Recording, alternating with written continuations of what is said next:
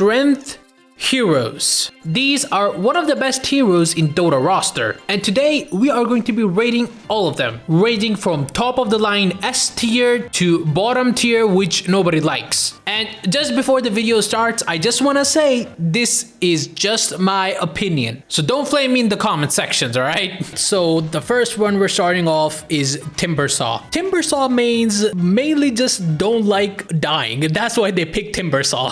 It's like the guy has so much armor, his passive is just insane. Plus his Timber Chain, which is his W ability, is really good for just going in and out of like combat. And on top of that, you have his Q ability, his ultimate, and his flamethrower. It's just like so annoying. But he is a good hero, okay? If you want a good tank hero, then I think Timbersaw is a really good choice. So I think this deserves at least a B tier. I think there are so many good options out there. So for the time being, I'm putting him at B tier. Second on the list is Tusk. In my personal opinion, Tusk is just so much fun to play, especially with his snowball and his uppercut, like bro. And if one of my teammates are playing Tusk, I actually will be happy because this guy is really good in many situations. So I think this guy, should I put him at B? But is he better than Timbersaw? I think I'm gonna put Tusk at A tier for now. If you guys play Tusk, it's respectable. All right, next up is Elder Titan. And honestly, there are not a lot of ET players. Let's be honest.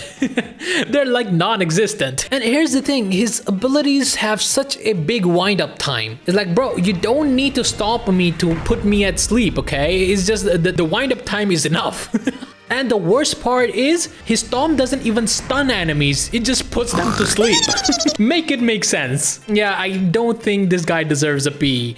As a matter of fact, I don't think he deserves a C as well. Yeah, I think, oh my god, this feels so bad right now. Bro, it is what it is. There's nothing I can do about it. He's in such a bad state. Next is Dragonite. His passive ability makes him really tanky. His Q and W ability are really good, and his Elder Dragon form is just incredible. He is a tank and carry kind of hybrid, which makes him really good for off lane, safe lane, and mid lane as well in many cases. And people most of the time who play Dragonite are kind of chill, so I do think that he also deserves either B or A tier. You know what? I'm gonna put him at A tier for now. I might change later on, but I do think that he deserves the A spot. Clockwork is really annoying. If you're playing against a Clockwork, God help you. Because his battery assault and his cogs are just nightmare in every single situation. His flare and hook is pretty good though, but let's be honest, his first two abilities are just unbearable. For just that purpose, I think I should put him at least C, okay? Next up is Lycan. I actually don't play a lot against Lycan players, and most of the time who play Lycan don't know what they're doing. One of the biggest problems that I have with Lycan is that his ultimate ability gives him so much damage and so much movement speed, but at the same time, he has like literally no armor. Like if you get focused, you're just gonna get obliterated. And if you get stunned, oh boy, you're gonna die pretty quickly. And most of the time when I find a Lycan player, he would spend like most of his time just in jungle farming, and that's it. He would never team up, he would never fight with us. It's just a bad time. Honestly, I'm gonna put him in the same category as Elder Titan at this point. Alright, next is Night Stalker. I might be biased on this one, but I think Night Stalker is really cool. They created a hero just for one specific time period, and that's the night time.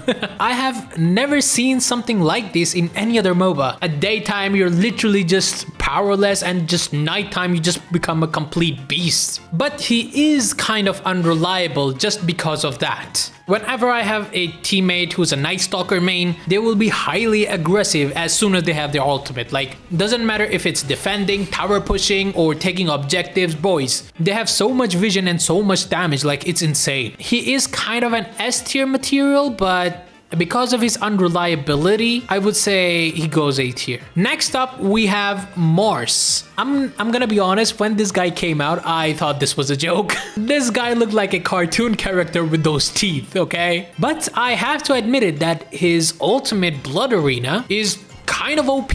And especially if you combine your ultimate with your Q ability and your W ability, this is a really dangerous combo. I think I'm gonna put him at A as well. Like, even though I had really bad opinions about him at first, but I do think that he deserves his spot in A tier. Next is Axe, the red man himself from Red Mist or whatever it's called. I think this guy is one of the most underrated heroes of all time, okay? And listen, hear me out. His Q ability has a crowd control, which is a taunt. And honestly, I have never seen any MOBA implement taunt in the best way possible like they did with Axe. And I'm gonna be honest, Taunt is one of the most underrated crowd control abilities.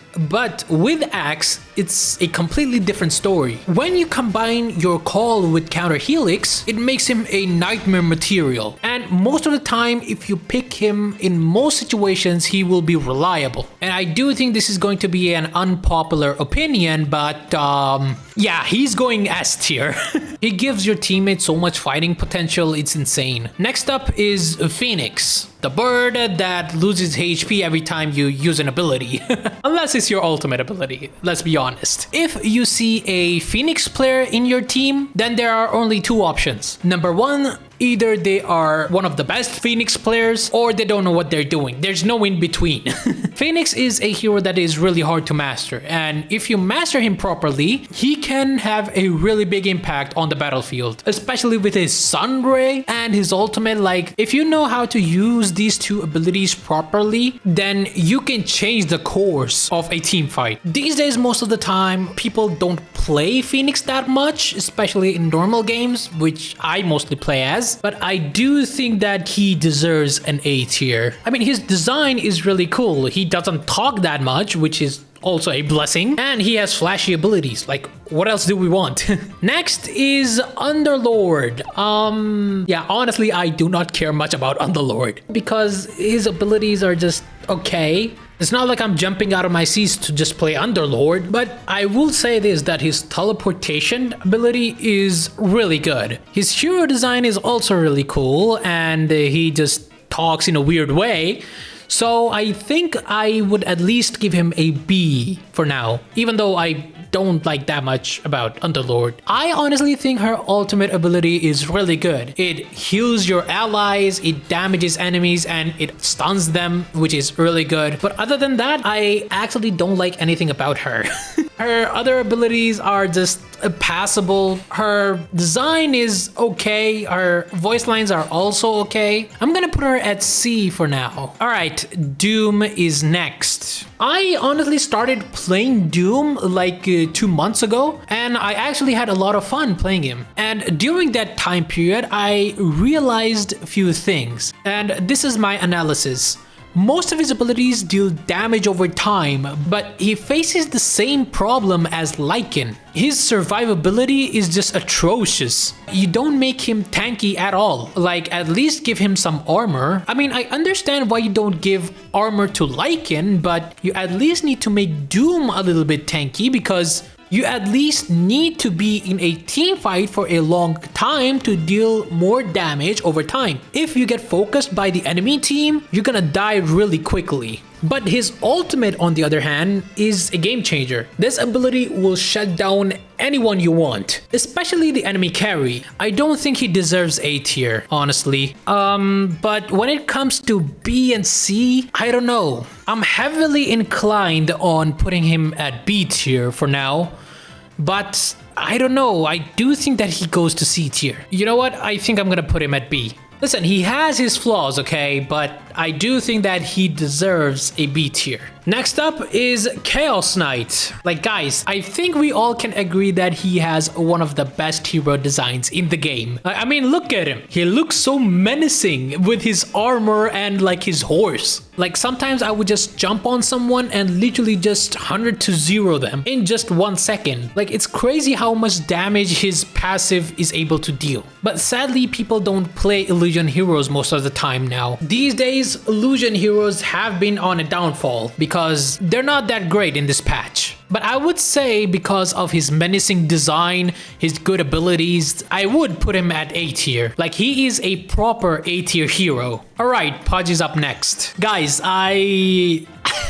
Listen, at this point, this is not about what I have to say. I have to put him over here because if I don't, I know that a lot of people will get angry at me in the comment section. People love Pudge. And honestly, I do also like to play Pudge sometimes. And we all know the reason why. Like, I don't think I even need to explain this to you guys. His Q has so much range and it can drag enemies to your location. It's so insane. It doesn't matter if he's in the metas or not, people will play him. People will play Pudge because they love Pudge. Like, this is a no-brainer for me. Next is Primal Beast.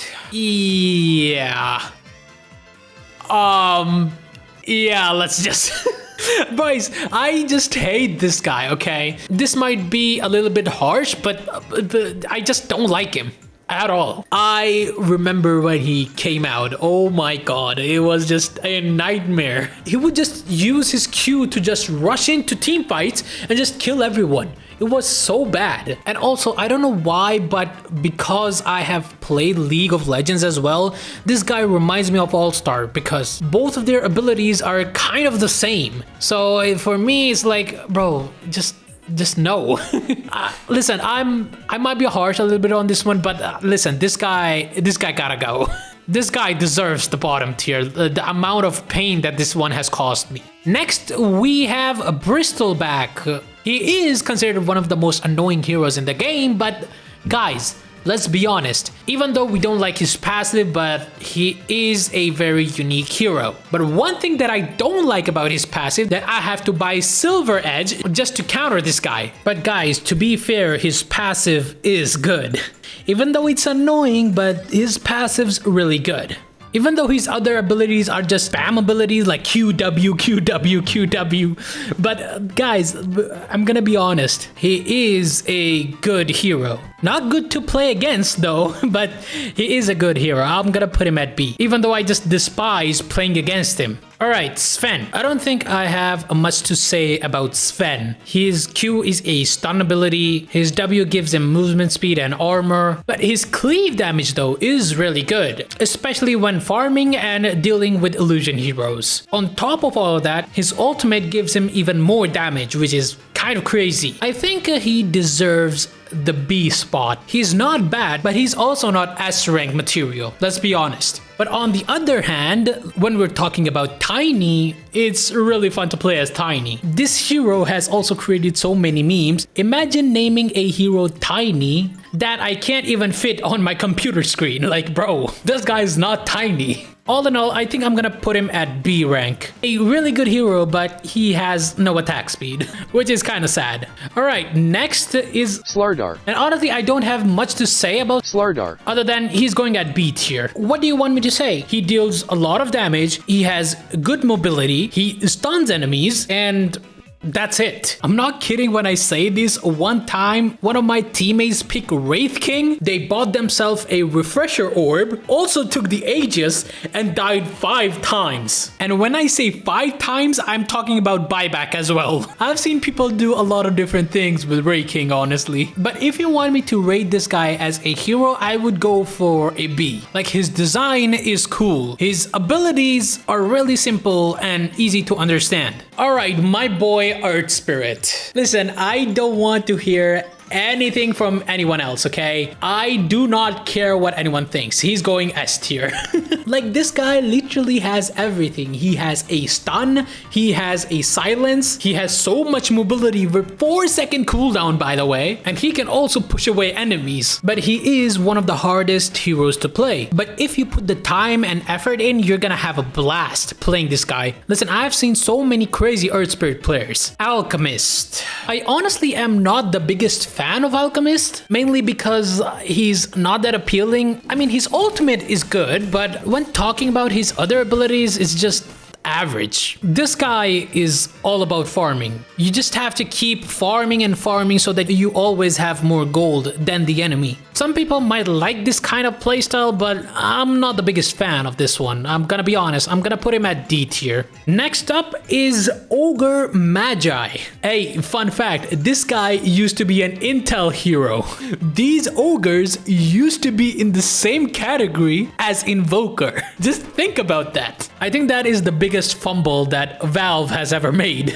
Alright, jokes aside, this guy is amazing. Let's be honest, even though he has no brains, they don't have brains, but multi-shot makes this hero really amazing. Gonna be honest. I don't think he deserves anything less than A tier. Like, you're never gonna get bored playing Ogre Magi, especially knowing that there is a chance that you can hit your enemies 4 times in a row. Speaking of fun to play heroes, next up is Earthshaker. This guy has created a fan base, and that fan base is the whole Dota community. I don't think anyone would ever hate him, even though he's not in the current meta. Everyone just like Earthshaker, especially because of Echo Slam. Boys, I do think that this guy deserves an S tier treatment just because of the memes, okay? We don't need to talk about this one. Alright, finally we're talking about Kunkka. This guy is in the same boat as Elder Titan, but he has a really big advantage. That being his E ability. X marks the spot. And because of this, you can at least land all of your abilities, even though they have such a big cast duration. And honestly, if he didn't have this ability, he would go in D tier as well, but because you can land his abilities, he's going to the B tier. I honestly would prefer him to be at A tier, but just to be a little bit unbiased, I'm gonna put him at B. Alright, next up is Treant. Honestly, I don't have much to say about Treant because I actually do not like playing him. He is a really good support, don't get me wrong, especially because trees can give vision because of this guy, but he's not fun to play. You're just hiding in trees and just placing wards. It's not that fun to do that. I'm not gonna put him at D tier, but he's going in C for sure. Legion Commander. Remember what I said about Taunt when I was talking about Axe? Legion Commander also uses this in her duel. And honestly, it is a really good way to use it. But I still think that Axe has a way better combo of Call and Counter Helix than Legion Commander's duel. And honestly, you can only taunt one person at a time, which is also a downgrade from Axe. All in all, I think I'm gonna give her a B. Really annoying in late game though. Alright, my boy Lifestealer. I mean, his name tells us everything. I honestly have a really sweet spot for Lifestealer because he's not all about just damage, rather than more focused on lifesteal and just surviving while fighting, and you can build him in many different ways. Except the magic damage Lifestealer. Like, bro, just don't build magic damage on Lifestealer. All in all, I think he deserves either a B or an A tier. But he's not an S tier. Like, for sure he's not an S tier. And because I don't want to be biased because I like Lifestealer, I'm gonna put him at B. Centaur Warrunner. A lot of people have told me that this guy used to be broken when Dota 2 released, but now I think he's more in a balanced state, especially comparing to what he was before. Don't play much of Centaur myself, but I would say that having a Centaur in your team is really good. He's like the perfect description of an offlaner. He's really tanky, he has a stun, and he has an ultimate that really helps you initiate team fights. All in all, a good hero. I think I'm gonna give him a B tier for now. Maybe in the past, things could have gone differently, but for now, he's going B. Alright, Barathrum is up next. Having this guy to harass enemy laners is just like the most satisfying thing ever. You can easily like put pressure because of this guy, and especially stopping them from pushing. If you have this guy in your team, then you're gonna be really happy. Listen, this guy bulldozes everyone he sees, okay? Like, he goes in A tier. Alright, next one is Omni Knight. Not a fan of this guy, but his ultimate is really good to have, especially against someone like PA or Troll or maybe Juggernaut. But other than that, I'm not a big fan of this guy. But I do think that this guy deserves at least a B tier. I don't have much to say about Omni Knight. Honestly, I don't play much of Omni Knight, so I don't have much to say other than a good hero, no doubt, but he's not one of the best. Alright, last two remaining, Tidehunter. Honestly, I don't play much of Tidehunter, but most Tidehunter players that I've played with are really good at the game. Kraken Shell just makes you so much tanky, and your Ravage is just the most satisfying ability that I have ever used. Let's be honest. Once I got obliterated by a Tide player. Like, I'm kind of terrified of these people. Like, I'm gonna give him an A. Like, please guys, go easy on me. Alright, last but not least, we have Undying. Someone who has played a lot of Undying, I can definitely say that this guy bullies everyone. Like, I'm not even kidding. This guy has so much bullying potential in the laning phase. You can literally just win your lane because you picked Undying. His tombstone plus his ultimate creates complete chaos in team fights. Again, I might be biased on this one, but I can't give him anything lower than A. Like, this guy really makes you rethink your choices. And here it is. This is my Dota 2 strength hero tier list. What do you guys think? Do you guys agree? Disagree? Should I put Huskar on S tier? Let me know in the comment sections. Also, don't forget to like and subscribe. And also, follow me on Twitch, where I'm going to be live streaming most of the time. With that being said, I will see you guys in the next video. Bye.